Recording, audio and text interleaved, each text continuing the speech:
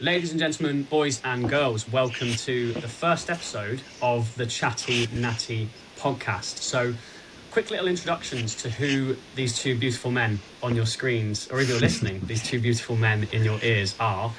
I'm Liam. I am 50% of this podcast. I'm a natural bodybuilder, online coach and personal trainer operating mostly out of Milton Keynes. Been into natural bodybuilding for the last 3 years. Zach here plays a big part in that, which we'll probably get onto at some point. I'm going to pass over and let him introduce himself. Good story behind your introduction into natural bodybuilding, mate. Yeah, there is. Sure we'll get into that. I'm Zack Daniels. I've been personal training since 2018. So I was literally 18 years old when I first got into this industry. Obviously training since I was like 15, so been in the industry for quite a long time now, considering I'm getting old and 27 years old now. Not too old, mate. So yeah, I've been realistically coaching, not as old as you. Yeah. So I've been coaching since I was, I would say like 19, 20. I would say the first year of personal training was really just me finding my feet within the industry. PTing pretty much absolutely everybody and anybody, to be honest, like age ranges from like, I think I had like someone that was like 17, and then I also had a client that was about 72 years old, which was pretty nuts, to be honest. So like the way that my career has now gone has been, is pretty mental, because I guess like who I was coaching when I first started in comparison to now are two very different age brackets. I've got like a lot of obviously competitive bodybuilders now. I've obviously been personal training. I still personal train, to be honest, because I absolutely love it. And I don't know whether I would ever leave the gym floor, which you don't really hear very often nowadays. There's an interesting conversation. You know, the thing to... Yeah. On that, I think. Yeah, I think the thing to do when young lads get into this industry now is just, you know, sorry Liam, I think it's lagging. No, mate. Hey, go. Yeah. So I feel like nowadays a lot of the time, you know, people are just trying to solely get into online coaching, but for me, I absolutely love the in-person stuff. So yeah, on to you, Liam. Well, onto why the hell we're even here, which in my opinion, because there's definitely going to be people out there that are like, oh great, another podcast about natural bodybuilding. There's already quite a few out there, and the main reason I think that we're here is because every single time me and Zach either meet for a coffee or train together or just like spend some time together, we usually get into some conversations that are really quite interesting around fundamentally the sport of natural bodybuilding, which we're both very, very passionate about. But I think you'll agree, Zach, it often cascades into like life, relationships, friendships, family, holidays, everything in between. That, in my opinion, natural bodybuilding is like a little nugget like that, and everything else that revolves around it kind of gets sucked into some capacity. And there's been a lot of occasions where we've sat there and gone, God, we really should be recording this conversation, because there's those nuggets of gold that come out every now and then from either you or me or collectively that I think would really help a lot of people looking into the sport, or a lot of people that might be like having the same issues that we've possibly faced in the past. And I think we could voice that quite well. So that's why we're here. For sure. 100%. In my opinion, I think there's just like a lot of value that we say sort of mid conversations, and we just go on to see these absolute massive tangents, and it was just wish we were mic'd up. Definitely. It's like an existential crisis every time we train. So that's why when we do train, we have to have about Go on. 4 hours. The podcast itself, I think, like we say, what do we want to be doing with this? We want to, get your guys' questions in and really keep this make a bit of a community out of this for people to feel like they can ask us pretty much anything. And we're going to be very honest with our approach and our response to those things. Following the sport of natural bodybuilding itself, which is growing exponentially with every single show that gets scheduled and you go to, the standard of competition, certainly in the time that I've been involved in the sport, and I think, Zach, we all agree the time that you've been in the sport, it's just got bigger and bigger and bigger and bigger, and there's a lot more 100%. lads and ladies that, you know, are wanting to get into this world. We're hopefully going to be able to kind of expose a lot of people to that with show reviews, maybe even some, you know, getting some people on board that you've got potentially competing later on this year to talk about their experiences. Yeah. People that we know mutually within the sport who'd be able to come on and kind of voice their own time within the sport too. And then obviously, circling back to who me and Zach are, like our own experiences as competitors, as natural bodybuilders. I didn't even realise, but I mean, I've quite tactfully placed my second place trophy from the UKDFBA last year right behind me. Didn't mean to do that. Didn't mean to do that. It's a cool trophy as well. Let's bring that. So just have it right here for the whole of the episode. Yeah. Yeah, this can be the thumbnail. One day, hopefully, a nice wall of trophies behind me, but not an not overall yet. in there somewhere. We hope so. I guess a good place to start with all of this. Let's do a bit of an origin story. I want the people to know, Zach, what got you just into natural bodybuilding from the start? Oh, from the very start. Yeah. Okay, I mean, I guess at first it weren't actually really natural bodybuilding. It was the good old Olympia. And that was sort of where it I mean, that's the first place that you're exposed when it comes to bodybuilding, right? So yeah, I mean, it was at college days when I was 17, 18, 19 years old. Actually, no, 18. And I was like, me and a guy at the time called Sam Morgan, and he loved bodybuilding through and through. I mean, I'm not sure whether he still does love bodybuilding. I don't really talk to him as much anymore, but I remember he was almost the first person that got me into bodybuilding. When I used to train with him at college, and it used to be just the typical like 4 sets, you know, like 15 reps, 12 reps, 10 reps, 8 reps, just trying to lift as heavy as we possibly can. Just fun training. And like I just love training and all the different sort of like components that just come alongside bodybuilding, and me doing my own research and trying to find ways of how I can just like evolve my knowledge and my own education. And then like I kind of got to a point where I was training, I was like, I genuinely wasn't really seeing much progress. Like I was lean, I was always struggling to get like body weight on and things like this, and I just didn't really have much of a clue. So I used to literally just research so much, and then I eventually come across AJ, of course. Yeah. The fountain of knowledge. That was the fountain of knowledge of the man. I mean, that's where it all started. And then, you know, AJ was like following more of the methods of JP, and that style of training really resonated with me. I was like, yeah, I mean, it all kind of makes sense, because I was following more of like Simeon Panda's approach, and you know, 5 sets, and then it was all high reps first, and you know, and then I'd get to my 6 repper by the 5th set, and I'd be like, oh, why am I piss weak? Like, why have I got no strength? That's so interesting, though. And that's so interesting, because I was like, I can't basically go on. Yeah, I was like, I can't like form any like form of adaptations by doing this, because I'm just so doing way too much volume, you know. So that's who I started off researching into was AJ, and then there was obviously Jack Forburn as well, and they were the 2 guys that I was really looking up to, and obviously still do.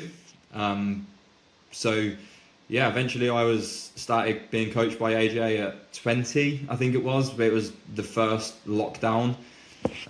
So I was like working at DW Fitness First at the time as well as a PT, and getting pretty busy with PT as well. I was doing a lot of hours on the gym floor. I think there were weeks towards like the back end of where I was doing like 40 to 47 hours. Like it's just. I've got a quick question for you. Go on. I think it's really important.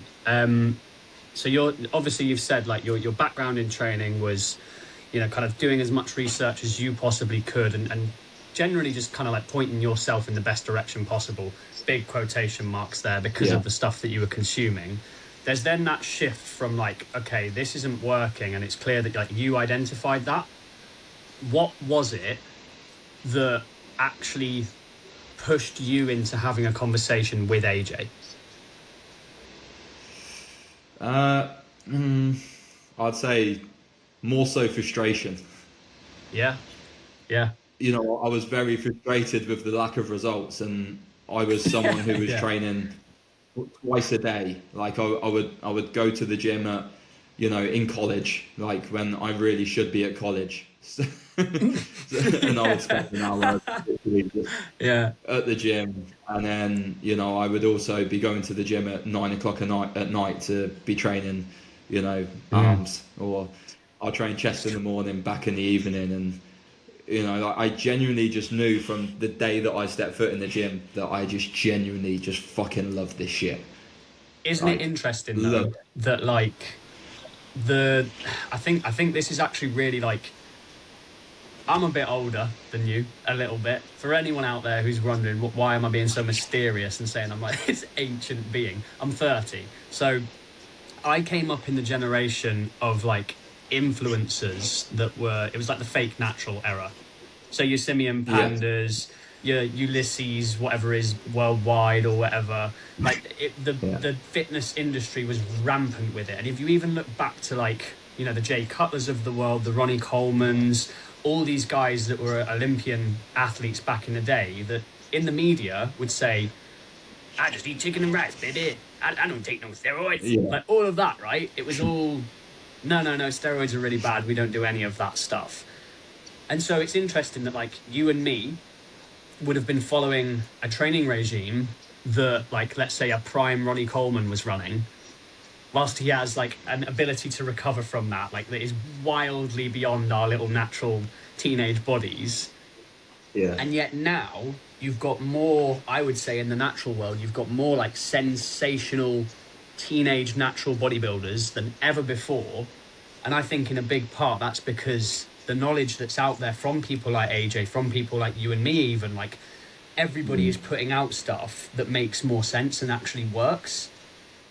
I think that's probably got a big part to do with that. And that thing that you said about being frustrated, because that's definitely why I came to you. Yeah. Frustration. Yeah. Just I don't know. Yeah, I think you go with the knowledge that and then it's all troubleshooting, right? And I think a lot of the time nowadays, young lads are now very exposed to top set, back off set, or they're exposed to, I suppose like these I would say better training methods, but I mean, people train in all sorts of ways depending on their genetic potential and their recovery, and they will grow and they will respond. So I think better is probably not the best way to put it, but I would say that, top set, back off set is an approach of training that as long as you're willing to work extremely hard, you will see results from it. Yeah, I agree. Like there is no way that you won't, because you're forcing adaptation. You're getting stronger over a longer period of time. You do that for 6 months, you are going to grow because it's new. It's novel stimulus, it's adaptation, and that's all that training is.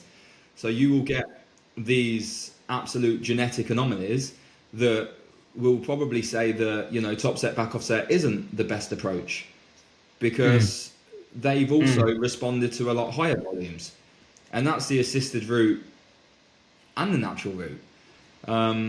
But I do think the top set, back off set approach will really enable you to scale back and really look at what's important within your training. I massively agree. You agree. Assess things a lot more than probably what you would if you was doing higher volumes. I think a lot of it, like I've had quite a few people start with me recently who I would put into that category of someone who has achieved a result through genetic potential and just like raw, hard training. It doesn't really matter how, like, fundamentally, regardless of how many sets you are doing, if you're training really, really hard and the intensity's right, the accuracy of the training is right, you're probably going to see some sort of like development there. However, there's like a runway for that I think runs out. And for most people, the top set back off method, which I mean, I'll probably explain a little bit in a minute because people are probably like, what the hell is that? A lot of people will know, but you'll be surprised. Working in the gym that I work in, it seems like it's never been invented. So I think it basically applies to like the majority of the population of gym goers, where that method is going to work for a lot more people than it's not going to work for. The genetic anomalies are the people who can probably come in and look at a dumbbell and go put on 20 pounds.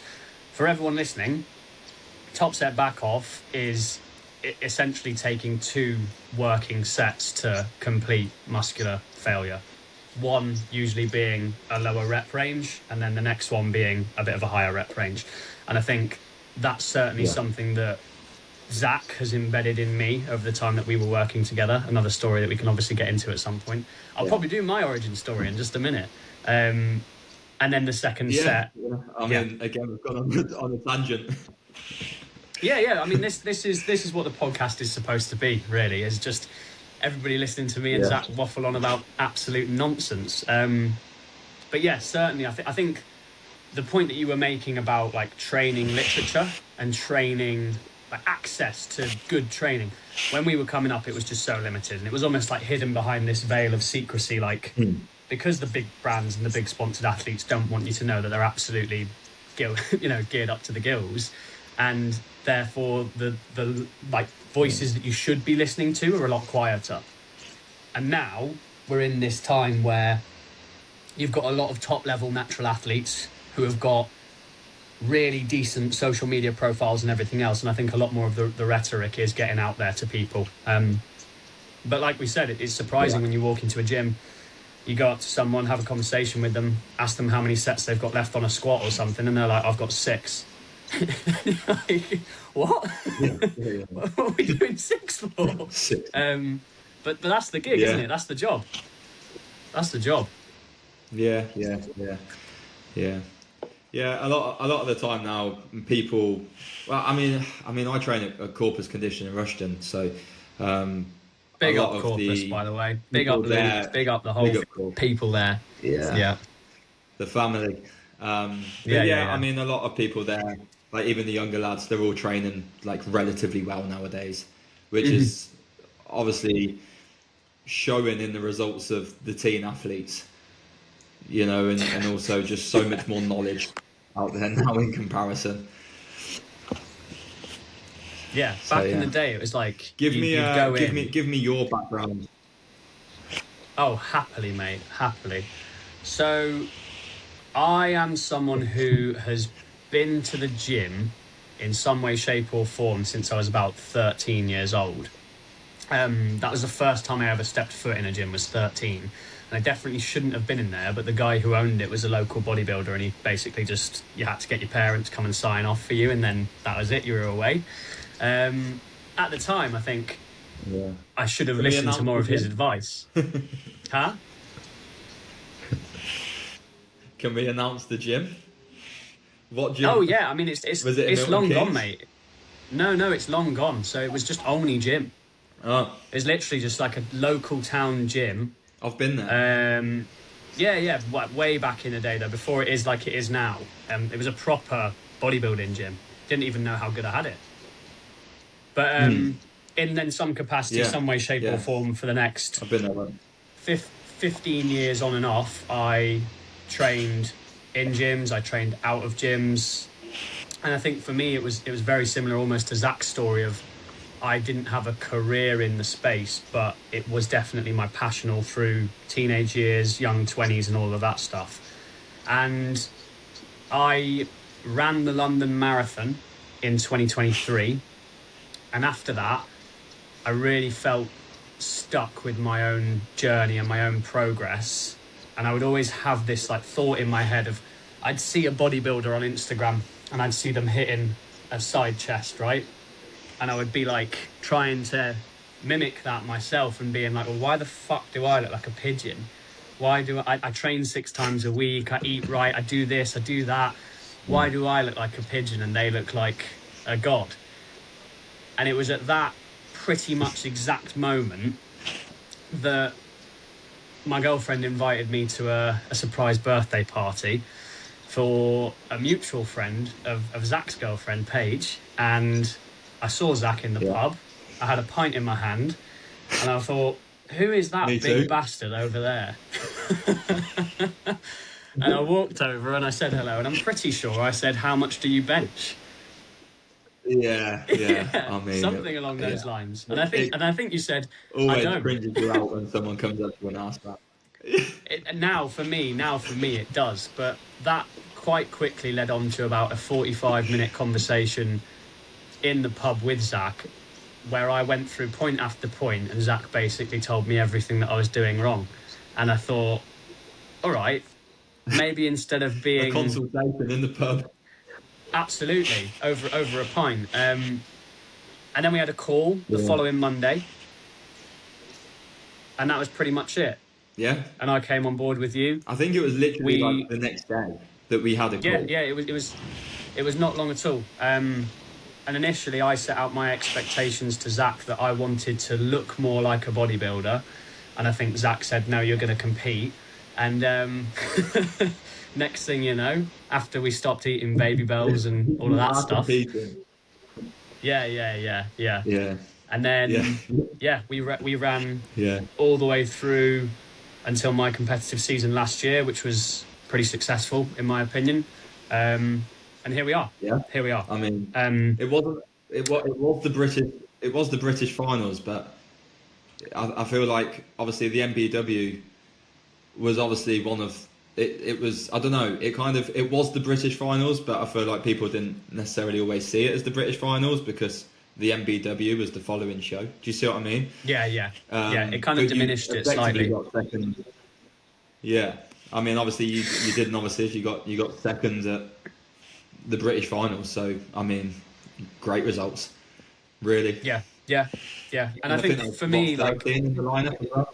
Yeah, for me that whole journey like culminated in so much more. And obviously we're going to get into these conversations throughout the rest of the podcast episodes about like why do you bodybuild. But for me, it wasn't even like getting the placings that I got was fantastic, and it definitely like clicked something in my head to say, okay, like all of that effort was worth it, and you are capable of way more than you think.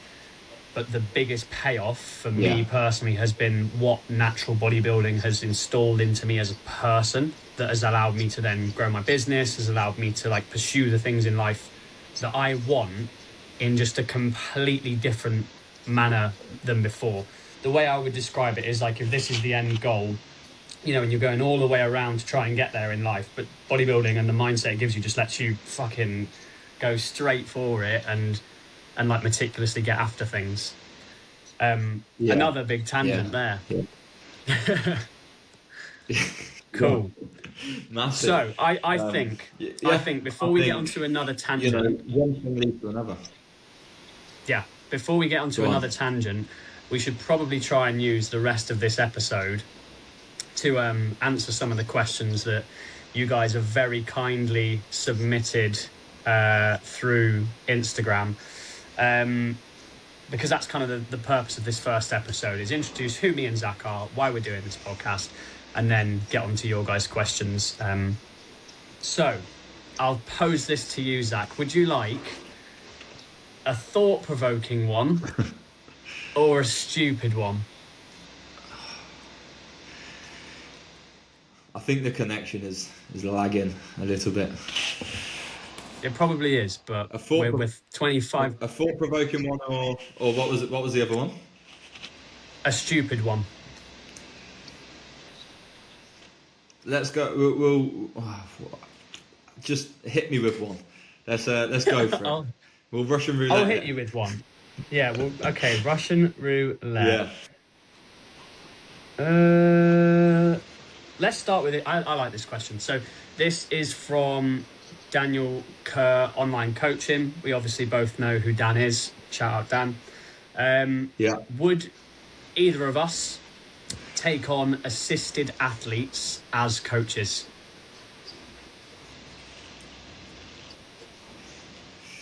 No, is the short and sweet answer to that. I mean, I have turned down people that are assisted to come to me for coaching. I mean, it's not my field. I mean, bodybuilding is my field, natural bodybuilding is my field, but coaching assisted athletes, there are far better coaches out there for that than for me to coach them personally. I think if I wanted to coach assisted athletes, I would always stand by walking the walk myself, and I would go down the assisted route, and I would walk the walk, you know. The same as, you know, I wouldn't prep an athlete, a natural bodybuilding client, until I've prepped myself. And obviously I did in 2022 because you have to be relatable, you know, and you also have to go through the experience of a prep, and you have to do your own research heavily, as well as learning from, you know, probably things a little bit away from the science as well. You know, Absolutely. So go through your own experience and see how you get on, and try and find ways about how you can prep athletes and do it successfully whilst keeping, you know, their health in good check whilst doing that and going through the process. I agree. I think for both of us, like, the sport of natural bodybuilding has done a lot for us individually, and it would almost be, one, there's a severe lack of knowledge there. Like, once you start going on the assisted route, there's so many other factors at play that you have to consider, and as you say, almost have experience to be able to have that empathy towards a client and the understanding that's required to give direction on those things. But also it would almost be like it would take away from the attention that I think natural bodybuilding deserves. Like, me as an advocate and a coach and a competitor who thinks so much of the natural bodybuilding world, if I then am going on about how I'm taking, you know, so-and-so to the PCA, whatever, and they're an assisted athlete, it's just almost derogatory to the sport, in my opinion. But the main thing would be, like, I love natural bodybuilding. I want to stay in the world of natural bodybuilding, and I don't have the knowledge to coach assisted athletes. Yeah. Cool. I mean, like, I think prepping an athlete is very similar. Not like nowadays you see it quite a lot, where I don't think there's a massive difference into prepping a natural athlete to assisted athlete. You know, I don't think there's as much differences as what people necessarily think. You will start slowing down. You will start slowing down a rate of loss at a certain point. You know, you will start managing fatigue throughout the prep as you go on. You know, like, I don't think there's as many differences now. Whereas I think, you know, if you was looking back in the 90s era, prepping an assisted bodybuilder, you're starting 50, 60 pounds heavier. You know, nowadays you see coaches not staying like as far away from where their potential stage rate could be. So definitely across the industry. On to another question. I think we'll go with an easy one, in my opinion. Your top 5 movies of all time. I'll answer this first because I'm pretty sure I have mine like quite dialed in. I'm going to go, and this is in no particular order, and it definitely goes more than 5, but I'm going to go Lord of the Rings, Return of the King.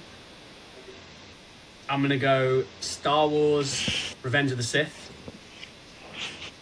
I'm going to go Cars. I'm going to go... Life is a I'm going to go... Sorry for the Life is a Highway. I'm going to go Saving Private Ryan. That Corpus. That's like the full-on top set song. Yeah. I'm going Saving Private Ryan. And then my last one... That's big. Last one, I'm going either Grand Budapest Hotel or Pacific Rim, because I fucking love Pacific Rim. I think it's great. Yeah. Okay. That's a strong top 5.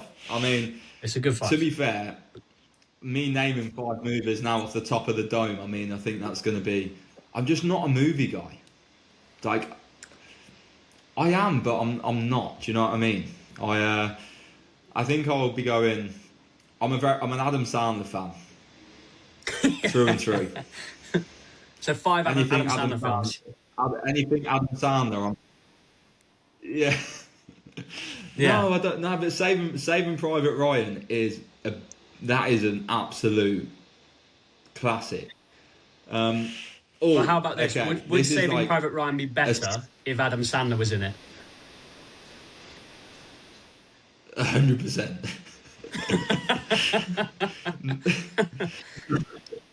It would be awful. He's like the worst character for that movie. I think, mate, have you ever watched Zulu? Yeah, I've watched Zulu. Zulu is an absolute classic. Right, I'm going Zulu. I'm putting that up there. I'm going Saving Private Ryan. I'm going Grown Ups, because Grown Ups is just a classic. Yeah, I agree. I'm going Kevin and Perry Go Large. Okay. And I think because Kevin and Perry is just you can't beat it. Like, it's just funny.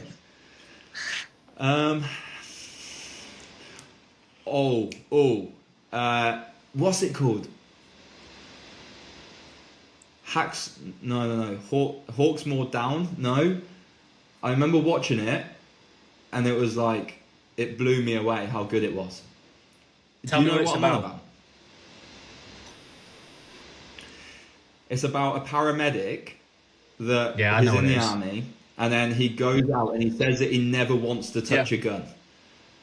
So Hacksaw Ridge. Then he ends up like Hacksaw Ridge, classic, brilliant film.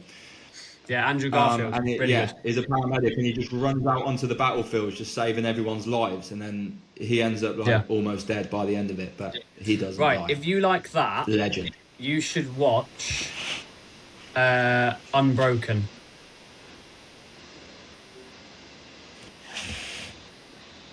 That's my tip for you. If you like that, you need to watch Unbroken.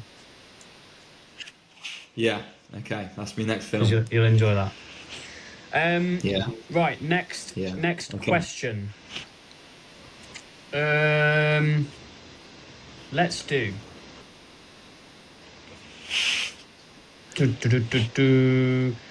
It's a bit of a tricky one. This comes from my friend Mauricio. So shout out for Mauricio. Mauricio is someone who I told should get into bodybuilding a long time ago, and now I think he's like off training for an Ironman. But he's got crazy genetics for it. How to resolve symmetry issues? Yeah. Left to right. Caveat is I have scoliosis 5 degrees.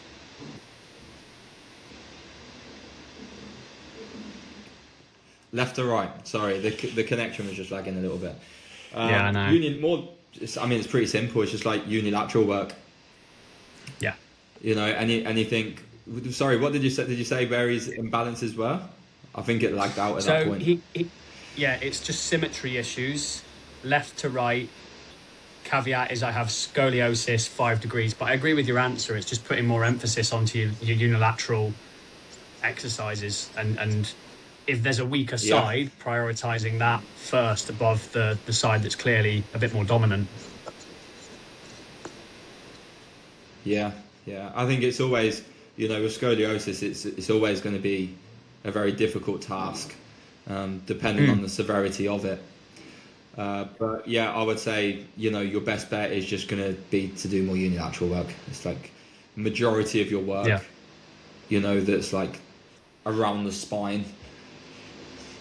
Yeah, to do that. Yeah, absolutely. And I mean, that's definitely something that I have had or have been emphasising in my own training. Like my front double, I noticed like after prep, I had a pretty decent imbalance from left arm to right arm. My right arm was a lot fuller. And now on all of my, single arm bicep work, I start with the left. I just start with the left. and that seems to have balanced things out a lot more over the last 6 months or so. So that is how to do that, Morris. Start prioritizing the weaker side. Right. Decent. Proper road question here. Actually, let's go with Jack asked one. Jack asked a pretty good one. So this is Jack, Jack is one of my boys competing next year as a novice. Jack actually came up with the name for the Chatty Natty podcast, so we have to give all credits, and any future money that gets earned from the podcast is going to Jack, because he's going to sue us in the court of law. Anyway, Jack asks, we need to trademark it. Jack asks, I feel proper training intensity where you are truly fucked is difficult to achieve as a solo trainer. Do you think a ceiling can be hit if you train exclusively on your own? No.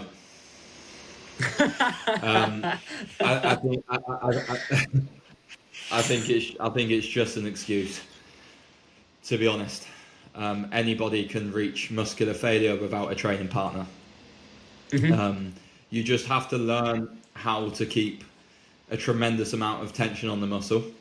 So you have to know where your start range and your end range is for that specific muscle group. A perfect range of motion for you. I think you need to absolutely nail your bracing patterns. You need to nail your breathing during a set as well. And a lot of the time when you talk about breathing during a working set, it will always be different depending on whether you're doing a low rep set or a high rep set. Because when you're doing a low rep set, you're going to need a lot of intra-abdominal pressure from the off, probably from getting closer. If it's a 5 rep set, a 7 rep set, you're probably going to need a lot more during the earlier stages. If you're doing a 15 rep set on a leg press, you're definitely not going to need as much intra-abdominal pressure straight away. So your composure in the set has to be very different. You know, like I almost, like if I'm doing a 15 to 20 rep set, I'm almost thinking that I'm not in a set. I'm just like very normally breathing. I'm pulling on the handles a little bit. You know, I'm strapping myself in. And then when I start getting towards those, you know, effective reps towards the back end of the set, I will start to brace a little bit harder, and I will start to dial up the gears, and I will start to find a level of aggression that is going to enable me to get to those last couple of reps. And it's your ability to tolerate pain as well. You know, if it's just, and that's what training is your ability to tolerate pain. If you can tolerate pain and you can brace properly, then you're on to a winner. You're going to train like an animal, and you're going to get serious results. That is a really, really good answer to that question, in my opinion. I definitely agree with you on the like composure element of certain movements and certain sets. Like with myself, when I'm training on my own, I like that phrase that you use, like turning the dial and almost like going through the gears of like, right, I don't need to be as intense at the very start of this set that might go on to 15, 16, 17 reps. I need to almost just be calm and present with what I'm doing and get into a tempo that's going to allow me to get to those effective reps with something left in the tank to then attack it. Going back to the question that Jack's obviously asked, I think that it's really important for for most people at some point in your journey with training to have that door opened for you in the way that you've opened it for me through coaching. I would not have learned those elements of training, and that really comes down to like, yes, there's the physical, like what you're actually doing with your body in the time, but the psychological and the mental approach to training is something that someone has to like show you and instill into you over a period of time. That's certainly what I'm now spreading over at Muscle Heart Milton Keynes, is that like composure and the mental approach to a given exercise. So to answer the question, no, you don't need a spotter, but you need the skills.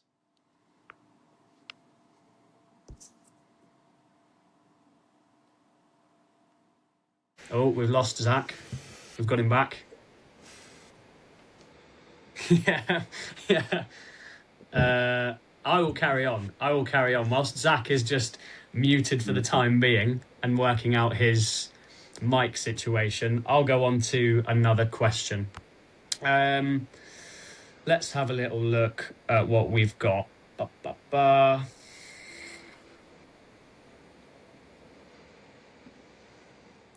Can you hear me now? We'll answer this. I've got you, mate. I've got you. So, Okay. that's that one. That's that one done. Next question. This comes from your wonderful girlfriend, Paige. And it is, Okay. what's your worst bodybuilding food? It's safe. My worst bodybuilding food? Yeah.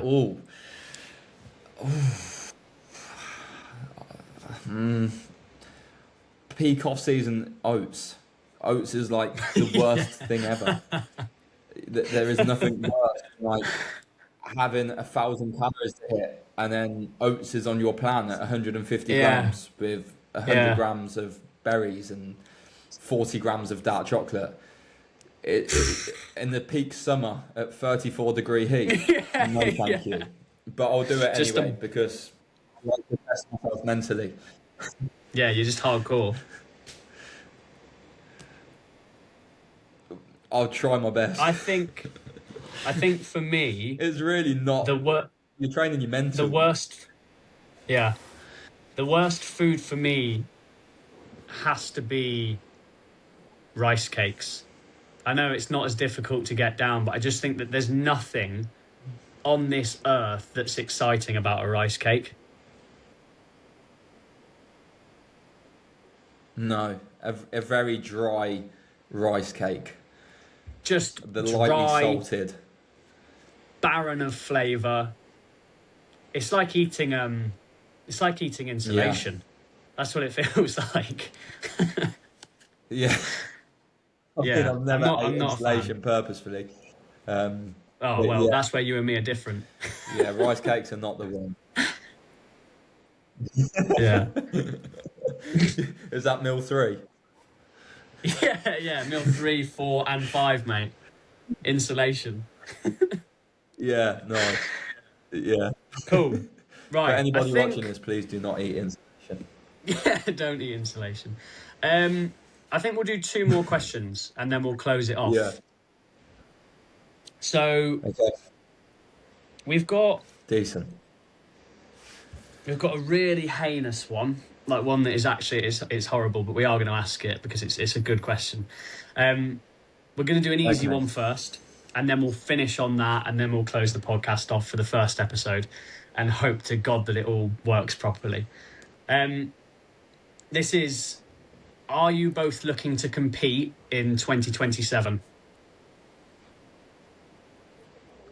Yes, 100%. I last competed in 2022, so I think it's about time I step back on stage.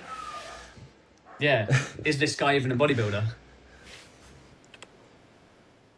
Yeah, I just happened to get severely injured in 2025, and yeah, derailed ever so slightly. 2026, I can tell you that for a fact. Nah. Yeah.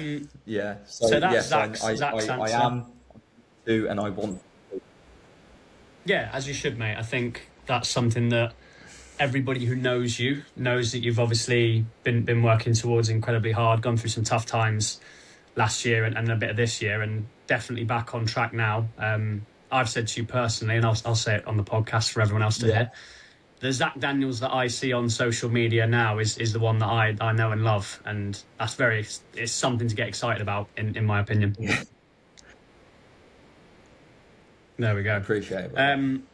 That's all right. Am I going to compete in 2027? Absolutely fucking not. Probably not. Probably not. I know you think I should. I have made a lot of progress, but for me personally, 2027 is looking like it's going to be the first year that I actually put people on stage myself.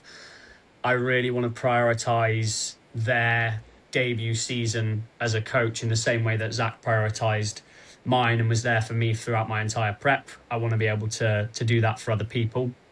And also, I know how competitive the sport of natural bodybuilding is and is becoming more and more competitive, as I said, with every year that goes by. For me personally, the sacrifice that it takes to go through a natural bodybuilding prep is massive. And we'll get onto that another day. But it has to be, you have to be in a position where mentally and physically you think you're going to put your best foot forward. I think that just by default, if I don't compete in 2027, I've got the rest of 2026, the rest of 2027, and then 2028, I'll be a completely new man.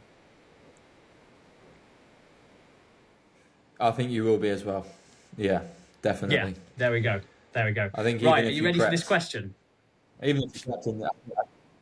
Go on. Okay. Just hit me with a big one. Okay, right. So this is from Ben Wilkinson, who is a wonderful young man. I don't want anyone to think badly of him for asking this question. He comes to Muscle Heart. He's a legend. Would you rather your missus have an OnlyFans or your sister?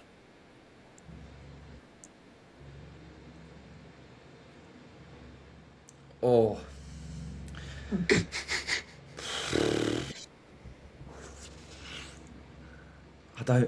How can you answer that? I've got my answer. Definitely not me missus. I mean, to be fair, people are free to do what they want, right? I've got my answer, and I've got it locked in if you want to hear it. I mean, you're not... Oh. You go first. I will happily go first. So, I personally would much rather my missus had an OnlyFans. Quite simply, because if my missus has an OnlyFans, the chances of me benefiting financially from that are much, much higher than if my sister has an OnlyFans, right? Yeah. There's a mutual... It's not an ideal situation, whichever way you look at it, but if I had to choose, that's what I'm going with. Okay, fair enough. I mean, if your sister had an OnlyFans, you're not subscribing to it, or you would be very fucking weird if you was subscribing to your own sister's OnlyFans. So, yeah. But then, if your missus decided to do it, again, there is the financial side of it, as you say. And, hey. That's a lot of money. It is, and you don't know what's going on there. It could just be a couple of feet pics, If it's feet pics, walking in baked beans, what's the drama? Yeah, no dramas, all cash, everybody's happy. Yeah. Right. I think on that very glamorous there's note, the answer. And I think on that very glamorous note, we'll close off the first episode of the Chatty Natty Podcast. Thank you everyone for listening. Links will be in the description of this whole thing in terms of how to find both myself and Zack for anything that you might want to see of us. Zack, have you got anything to say to the people? Do you want to close us off? I just appreciate everybody watching. There's going to be plenty more podcasts to come. There's going to be a lot of value. I mean, I think today there was definitely some pretty decent nuggets in there, alongside with some humour. But yeah, just keep watching. I mean, I would love this podcast to go further and further and further. Eventually it would be cool to, I don't know, take it to a studio, or try and take it, just keep going with it, and just see where it takes us. But one foot in front of the other. But the more that you guys can share it, put it all over your stories, send it to your mates, just try and take it as far and wide as you can, and obviously all the support will be massively appreciated. So yeah, appreciate you all for listening. Yeah, that's a lovely close-off message, mate. The one last thing I will say, obviously, everybody subscribe, like, and all those other shitty algorithm things that people need to do for this to do well. But we do massively appreciate any support you guys can give us.